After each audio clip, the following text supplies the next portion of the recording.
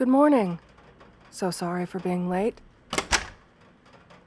Stupid drivers this morning got my hackles up when I was cut off and nearly rear-ended the guy in front of me.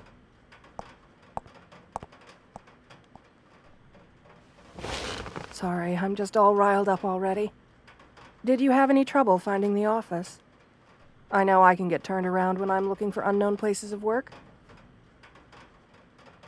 Allow me to formally introduce myself then. My name is Alice Thornwood, but you can just call me Alice. I'll be your new therapist going forward, all right? Here, let me just grab my pen and notepad and we'll get started. So, let's start with your name, shall we? A very nice name you have.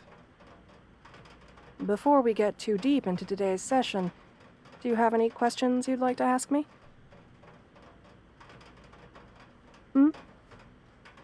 My ears and tail. Yes. Apologies.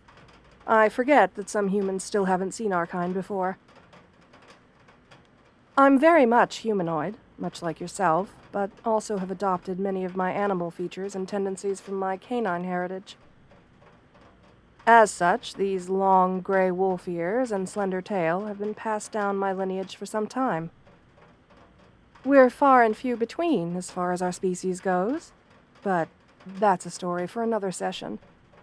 Today, we are here to focus on you and your needs, and what you hope to get out of these sessions. I looked over your file a little bit, but a file full of papers only tells me so much about a person. So, tell me, what brought you to my office today?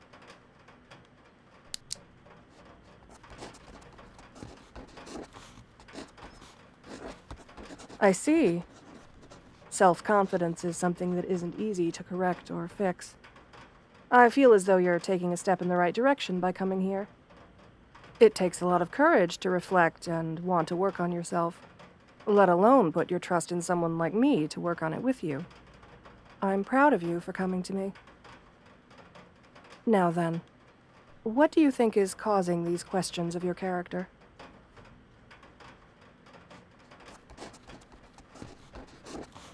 I see. So not just one thing causing it. A compound of everything at once? I understand what you're going through. There often isn't just one root cause in cases like these. Outside factors such as childhood bullying, peer pressure, social expectation, negative family relationships, even significant others are all examples of things that can cause a lot of self-doubt and character questioning. Sometimes, though, it's a matter of mindset. My hope is to make your mind more positive, to alter the way in which you interact with the world, to make you more comfortable. Here, let's try a small, short exercise to get us warmed up, all right? Let's first try by taking a deep breath in. As you do, feel your lungs inflate and expand slowly. Do you feel it? The way your chest puffs out a little bit when you reach full lung capacity? How your shoulders roll back and downward? Good. Now, slowly exhale. Doing this forces your body into a more upright posture, much like that of a soldier before the higher-ups. This can help with outward presentation and make you feel more confident instead of having your shoulders slumped. Good posture is also good for just overall health. The way the body exists in space can, in fact, change how we feel. For instance, smiling, even when you're in a bad mood, can make you feel better. Your brain recognizes how your body is positioned and reacts accordingly. Now, tell me, how did that change in posture make you feel? More empowered?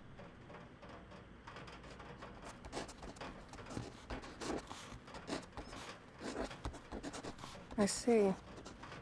So this goes much deeper than surface and outward appearance.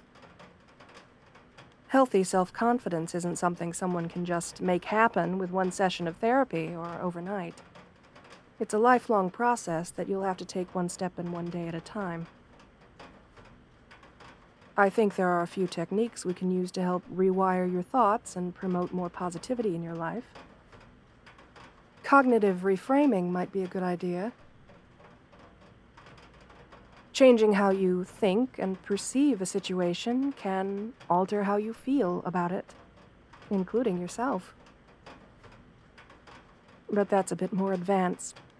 For now, would you entertain me in some more exercises?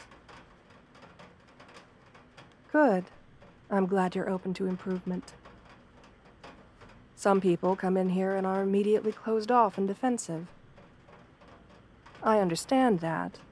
Their feelings toward a stranger are valid. Some expect me to be a band-aid, just a magical cure-all rather than having to put any work in themselves. But you aren't like that. So, for that, I wanted to say I'm proud of you. Wanting to change, being willing to put the work in, is the most important step to becoming who you want to be. You see, self-confidence comes from within first and foremost, and usually comes out of a lack of compassion. Not for the ones around you, but for yourself. We internalize others' expectations and beat ourselves up for not reaching them. We only identify our deficits rather than our positive attributes. I feel as though we must first fall in love with ourselves before we can truly understand what we're seeking. To find the good parts of ourselves, learn to appreciate them, in order to balance how we feel about our flaws. And everyone has flaws. It's just some people magnify their flaws, think of them as being irredeemable rather than part of being human. One way we can adjust our view of ourselves is with affirmations, repeated to ourselves. These are I am statements, but if you don't feel that you are these things, please feel free to alter the wording to I deserve to be. All right? So, to start, I want you to close your eyes and repeat after me. Can you do that for me? Good. Now, let's start off easy, okay? I am confident.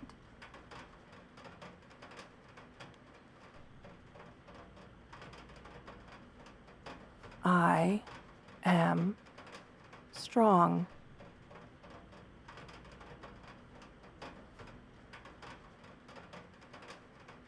I am powerful.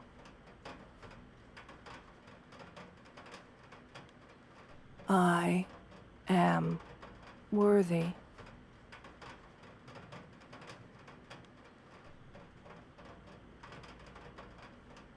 That last one can be very tricky for some newer patients of mine, but I think this is a very good example and easy to perform exercise right before bed or when you're getting up first thing in the morning.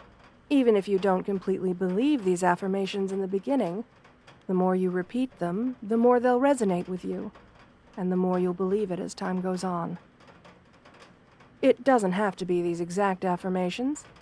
As I said, sometimes telling yourself you deserve these things is simply enough. You can change them up from day to day if you like, but it's important to recognize that they are true. We are all worthy of love and affection, and everyone's emotions and feelings are valid. Now, still with your eyes closed, we'll move on to another helpful exercise. I used this one a lot when I was in school. This exercise is similar to the one we just did, but with a bigger and broader ideology. I want you to begin by thinking of a goal or two. It could be a goal for after this session, or perhaps something to do in the next few days following this session. It doesn't necessarily have to be anything major. just something attainable. It could be as simple as washing your face, answering an email, doing a load of dishes. But whatever it is, I want you to picture the goal in your mind's eye. Got a few? Good. Now then, I'm going to say a phrase, and you'll fill in the blank with your answer. By giving it a verbal and tangible manifestation, you're more likely to accomplish that task within a reasonable amount of time. Pretty simple, right? Telling someone else what you hope to do can make the goal more real. Okay, ready? Today, I will...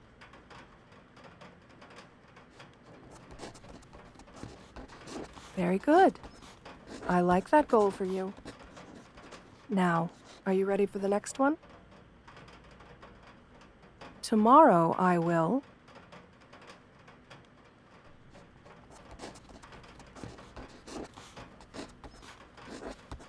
Very good.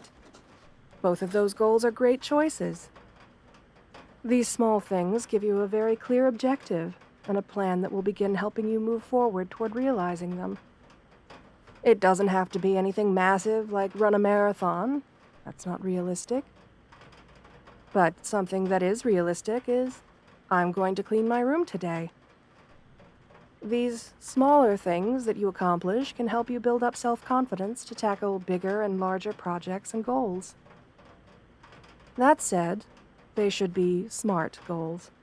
S-M-A-R-T. I'm sure you heard of the acronym, yes?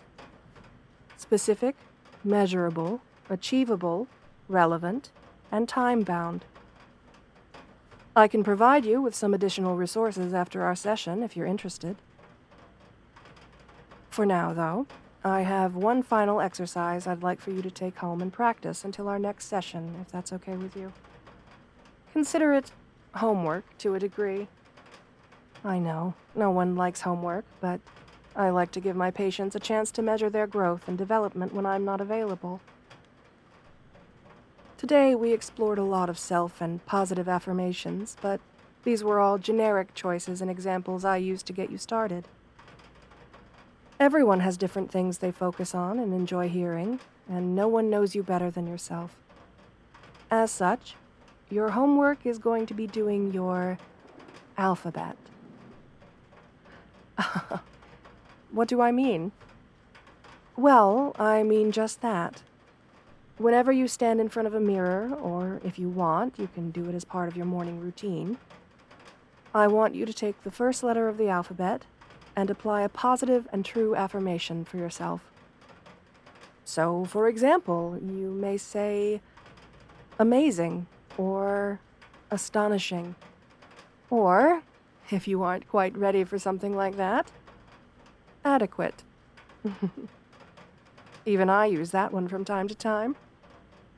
Then you say, brave, or bold. Caring, daring, so on until you get to the end of the alphabet. Don't just think of these as things that you are, but things you aspire to be. The first few times you do this, you may feel a bit silly or want to be dismissive, but give it a try. Some of the letters will likely be hard, namely closer to the end with things like W, X, Y, and Z. So don't worry if you can't come up with something zealous to say.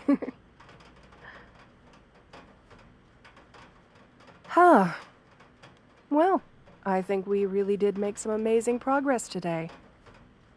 I'm very proud of you for taking the first steps to becoming an even better version of yourself. And I want you to know, if something happens between this session and next week's, if for some reason you can't complete your homework, or forget sometimes, I won't be upset, and you won't have failed. This is an ongoing process, and habits are hard to build. At the end of the day, I'm a voice in your head trying to help you focus your thoughts and help you improve yourself. I'm here for support. What you do with that knowledge is completely up to you. Something my mother used to say to me a lot when I was growing up was, it's not over when you lose or when you make a mistake. It's over when you quit. So, tell me, how are you going to treat yourself after all this hard work, Get yourself a nice treat like a coffee or something sweet? Go pick up something tasty to sink your teeth into? I've heard there's a nice little steakhouse that opened down on 43rd. The rumor is they get their ribeyes from a local butcher that are to die for. The marbling is out of this world. That must be my next patient. Whatever it is you treat yourself to, you earned it, all right? Live a little, right? Here's my business card if you need to get a hold of me before our next session. I'm always willing to listen. Always. Day or night. Take care of yourself, all right? I'll see you next week.